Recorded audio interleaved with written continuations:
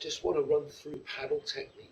As surfers, we spend most of our time paddling boards around in the sea, so good paddle technique can come in very handy. If you imagine this is a surfboard here, what a lot of people do is they take paddling from swimming and they kind of windmill their arms through the water like this, going through this movement here, and that's the shoulder socket. And we don't want to be windmilling our arms through the water like this. Must paddle faster, paddle faster. This causes us to roll on the deck of the board, and we want to be keeping ourselves nice and flat to the deck of the board.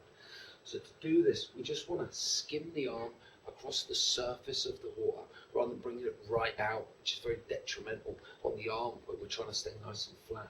Just skim the arm across the surface of the water. Just chuck it forward, nice and lightly, without too much tension.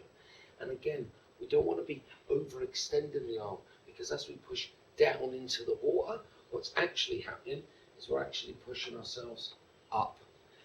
And by overextending the arm as we come back out of the water, as we're pulling the arm out of the water, what we're actually doing is pulling ourselves down.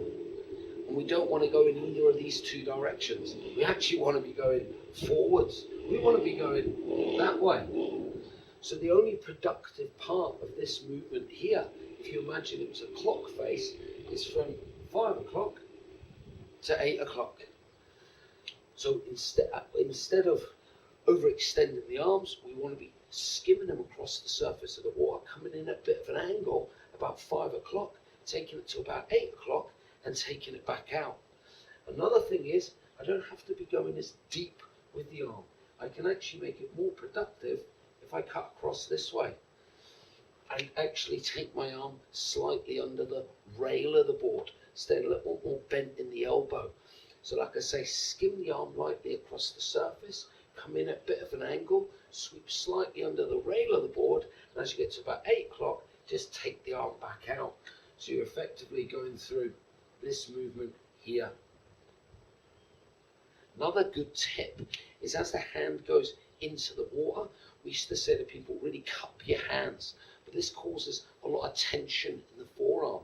So now we say to people, you want to relax the hand, almost to the point where there's a little gap between the fingers, giving you a slightly bigger surface area, but keep the palm of the hand a lot more relaxed. Again, keeping the rest of the arm more relaxed. So as you're doing paddling, you'll be able to paddle faster and for longer. And like I say, going through this movement here, it's like the paddle matrix. Try it, see if it works.